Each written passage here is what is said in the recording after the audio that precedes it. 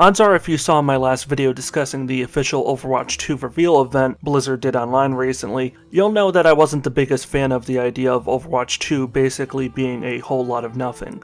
3 new heroes, 6 new maps, a few character reworks, and a reduction of 2 players in the match, going from 6v6 to 5v5. Blizzard apparently spending 4 or 5 years working on a bunch of changes that community modders recreated in the Overwatch 1 workshop, literally within hours of Blizzard announcing those changes. So I'm not going to beat a dead horse here, but I do want to start with that general disclaimer before I start talking about what I ultimately did and didn't like here in this beta, because there is quite a bit of both to talk about here. While I did play a bit of traditional role queue quick play, I spent almost all my time in game playing the classic version of quick play where there were no hero limits, but even in that mode, most of the players involved adhered to usually 1 tank, 2 DPS, and 2 supports. But the ability to swap between roles a bit more freely added a bit of much needed enjoyable anarchy to the mix. One of the things I noticed right off the bat is that Overwatch 2, just like Overwatch 1, is an absolute hog on your PC's CPU. I have a pretty decent GPU, being a NVIDIA 2070 RTX, and a CPU, I believe I have an Intel i7-7770K. It's a pretty high-end PC, and it's only a few years old, and I haven't really had any trouble running other games on this setup. However, I've noticed that Blizzard has always done a fairly shitty job optimizing the CPU demands of Overwatch. Running Overwatch 1 would usually cause my CPU usage to spike from being in the 30 or 40% range to being in the low 70% range, using up around 1.5 to 2 point something gigabytes of CPU. Overwatch 2, on the other hand, requires about double that in order to run. According to the official system specs for Overwatch 2 provided by Blizzard, users should only need an Intel i7 CPU or the AMD equivalent in order to run the game at an adequate minimum standard. I really don't know what crack the Blizzard team was snorting when they wrote up this description, because unless their definition of minimum is akin to running the game as a slideshow experience, I don't see how running this off an i3 is humanly possible, given the mediocre way it runs on a high-end i7 like mine. The optimization on display here is simply dreadful, and before anyone trots out the tired old excuse of it's only a beta, or assuming this is still present at launch, it's only early access, fuck off, would you kindly? We're talking about a supposed sequel that in reality is barely anything more than a major update for Overwatch 1. Blizzard has had 4 years to produce this game. I don't think expecting it to at least properly utilize the player's GPU and CPU, as opposed to bloating their CPU, is an unreasonable standard to hold them to, since that's what most modern games do already. Setting aside the performance or lack thereof, let's talk about the new content. The heroes, the maps, all of it. Overwatch has always had quite the beautiful art style, and the maps we see on display here in the beta are absolutely no exception. However, over the past year or two, as Blizzard's talked about and shown off different bits of Overwatch 2, albeit in a rough, uncompleted state, one of the constant promises we kept hearing over and over and over again was that the maps in Overwatch 1 were going to be visually reworked to include multiple new variations per map, including different time of day variations, different weather variations, etc, etc, etc. And it was strongly implied that a lot of these factors would be randomized by the matchmaker when it randomly selects a map for that match. All of that long-promised functionality has not, to the best of my knowledge, surfaced in this beta. Either that or there's some kind of bug with the matchmaker, because I've seen absolutely zero proof of any weather changes in any of the maps, and I've only seen a small handful of different time of day alterations to the existing maps. The Overwatch 1 maps, by and large, look and play out almost exactly as they did before. The Blizzard team have said that they would be adding a lot more cover in the new Overwatch 2 maps for players to hide behind, and I can attest to that. However, for whatever reason, the Overwatch 2 developers did bizarrely say that Overwatch 1 already had an abundance of covers, so they wouldn't be adding much, if any, cover retroactively. So my question is, why did they make such a big deal about cover here in Overwatch 2 if the amount of cover already present in Overwatch 1 was more than fine? This is seemingly an example of what we call a solution without a problem.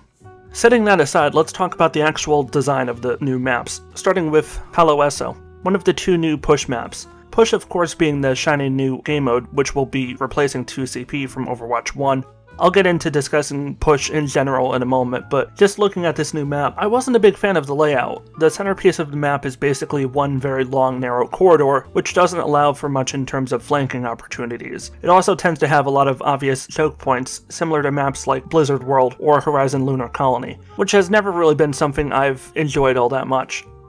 Choke points in games like this aren't necessarily a bad thing to have depending on the game, but in Overwatch it usually is.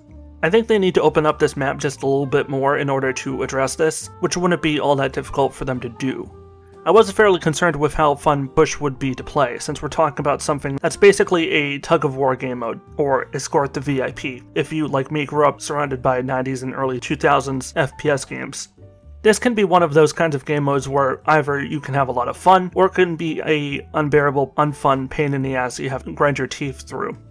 Luckily in Overwatch 2's case, it was perfectly fine. It's still not my favorite game mode to play, it's definitely way better than 2CP and King of the Hill, but it does fall short of Payload, which is and always has been by far the best Overwatch mode. If the developers had removed all other modes from the competitive listing and just left us with Payload, I can't say I'd really mind in the slightest. New Queen Street was a bit more fun to play on. While there are one or two minor choke points, especially where the map twists and turns towards a new direction, New Queen Street is open enough where neither side has really any overt advantage over the other. One of the only things I didn't really like, not that it was an issue in my matches, but I could easily see it becoming a problem in the eventual competitive ladder, is how easily a good sniper can basically spawn camp the enemy team during that last stretch on the map, where the robot is basically pushing towards the final capture point right outside the enemy spawn. Normally on Overwatch maps, the developers deliberately place line of sight blockers to prevent one team from sniping the other team the second that other team exits the spawn room. That doesn't appear to be the case here, so I would love to see that changed prior to Overwatch 2's full launch this October. Moving on, let's talk about the payload maps. Midtown is definitely my favorite new addition to the existing payload map roster. There's a lot more in the way of flanking opportunities, both on the ground level and also on the higher ground, because if you're a DPS or a support, you definitely want to summon Forfear or Obi-Wan and hold the high ground. One should never underestimate the power of the high ground. While this map definitely favors mid and long-range DPS heroes and conversely isn't the best for certain close-range heroes like Reaper, I put in a fair amount of time as a support player, meaning Ana primarily, and I had a grand old time finding good spots to snipe from, when I wasn't following on the heels of my tanks, because despite playing as a support sniper with the capacity to scope in and shoot darts at range, I honestly prefer no-scoping my shots in almost every single scenario. There's a lot to learn here, specifically in terms of map navigation, and I look forward to seeing all the eventual map strategy videos pop up here on YouTube to help me learn about all that. Monte Carlo was the only new map I played on that didn't strike me as being especially memorable, either for a good or bad reason. The visual aesthetic was fine. Nothing mind-blowing, but also nothing ugly either. It functioned fine gameplay-wise, allowing for a good number of 5v5 engagements. I would have liked just a little bit more detail added to this map. Most of the other maps have these classic little details that make them feel more alive, and I just didn't get that impression, or perhaps I didn't get it as strongly here as I did with the other maps. As a map, it was just okay. Moving on to the two new heroes we got in this beta being Sojourn and the Junker Queen. I'll start off with Sojourn because there isn't a whole lot I've got to say as far as she's concerned. She plays out a bit too similarly with Soldier 76 for my liking. You have a high mobility hero with an active movement ability bound to shift, a semi-automatic energy gun as your primary fire, and a mid to long range projectile as your secondary fire ability. The biggest difference here being that you appear to need to build up energy as Sojourn in order to use your secondary fire ability, which basically turns your gun into a railgun for a limited number of shots. Using your ultimate ability temporarily eliminates this charge up requirement and allows you to spam your shots non-stop for a bit, which is okay I guess, although it lacks the visual spectacle that most other hero ultimate abilities naturally possess. I don't hate the character, nor is there anything major I'd want to see changed, except maybe a different ultimate ability, honestly. The Junker Queen is a different story. I had a really good time playing as the Junker Queen. She felt like the best bits of Roadhog and Reinhardt merged together into one messy but fun mix. You've got a pretty badass shotgun that does a lot of damage at close range, and the damage fall off isn't quite as severe as it is with, say, Roadhog, which is a definite improvement. And you've got a pretty powerful close range axe swing that can more or less insta-kill any hero with 200 HP or less. The tanks here in Overwatch 2 in general feel a lot more impactful than they did in Overwatch 1. In trying to compensate for there only being one tank on the team as opposed to the previous standard of being two, tanks have more health and are more efficient at being frontliners for your team. There does seem to be less of an emphasis on shields and armor across most of the characters here compared with the original game, which I'm not all that fond of, to be entirely honest, at least not where tanks are concerned. I would like to see tanks either get a slight overall increase in armor, or alternatively increase the reduction in how quickly a player can gain ultimate charge by shooting a tank. I believe this is currently a 20 or 30% reduction. I would increase that a bit more to maybe 33 or 35%. Tanks are supposed to be frontliners, but they can't be if they're constantly feeding enemy ultimates, as was the case with Overwatch 1. Almost every single game, you could be a tank, and yet, at the same time, if you were in the front line constantly, you didn't have a shield, you'd have your entire team accusing you of feeding the enemy ult charges. There's more disadvantage to being certain tanks, like Roadhog, than there were advantages. So I'd love to see that changed, but at the same time, you don't want to make the reduction too insanely high to the point where it significantly disadvantages the DPS heroes. I would just prefer a minor tweak here, altering the stats just a tiny bit, nothing more. While I didn't spend a whole lot of time as a DPS because I'm honestly way more of a tank and support main, I do want to briefly touch on the new DPS Passive Buff. If you're a DPS player in a match and you want to swap off to a different character, you'll now carry over up to 30% of the ultimate charge from your previously selected character.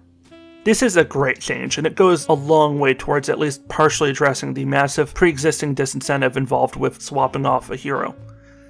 What I'd ideally want to see is the developers extend this passive to all heroes, not just the support ones.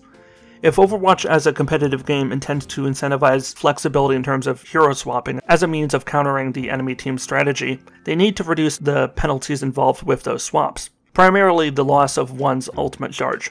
You could still give DPS characters the advantage in this area by making it so DPS heroes keep 30% of their ult upon swapping, whereas the other roles keep 20%. But if it was up to me, I would rather just give DPS characters a different passive altogether, and give this 30% ultimate charge preservation to all heroes.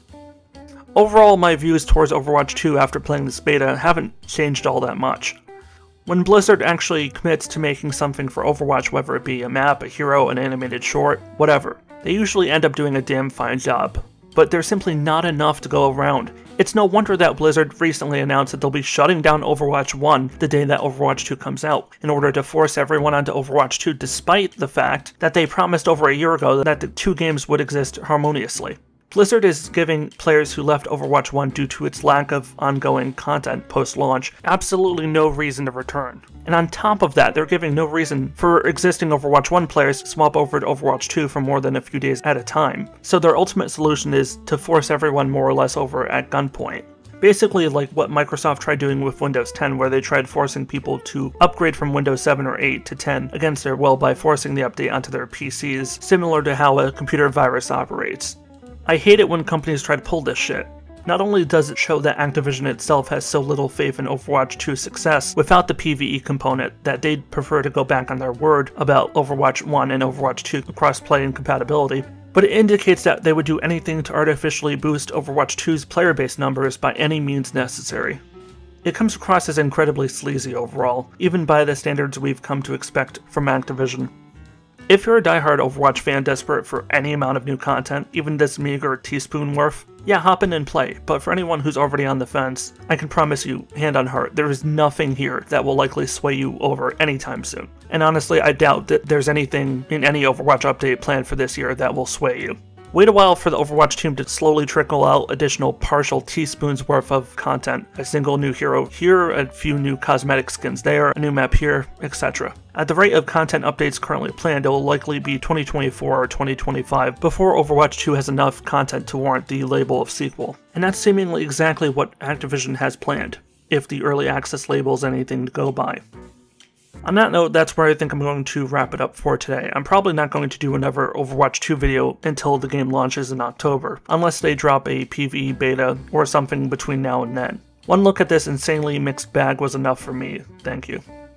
As ever, if you enjoyed this video, be sure to click the like button and comment below what you think of the game. Comments really help my videos get boosted in the algorithm, and plus I read and respond to nearly all the comments I get. So even if you just want to drop a comment to say hi or get my opinion on something, even if it's unrelated to this video, I'll be more than happy to talk with you down below. Likewise, subscribing and clicking the bell really helps. I know it's cliche, but again, the YouTube algorithm is my mortal enemy and I will fight it to the death. It's just how things go when you're a small channel like me. This is Warrior Dan signing out. Stay awesome everybody, stay safe and peace out.